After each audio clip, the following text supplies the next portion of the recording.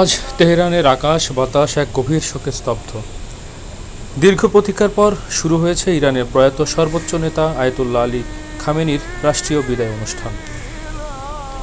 তেহরানের রাস্তায় আজ শুধু পুরুষ নয়, লাখো নারীর ঢল।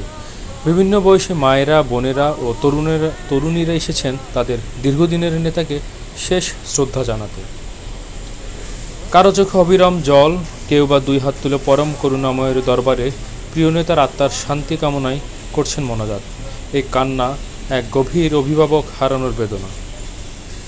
গত ফেব্রুয়ারিতে এক হামলা নিহত হওয়ার পর যুদ্ধ পরিস্থিতির কারণে এই জানাজা বিলম্বিত হয়েছিল।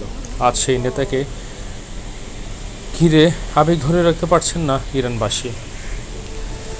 সমসাময়িক ইতিহাসের এই অবিস্মরণীয় বিদায় এবং শোকাতুর নারীদের এই আকুল প্রার্থনা ইরানের ইতিহাসে এক নতুন অধ্যায়ের সাক্ষী হয়ে থাকবে।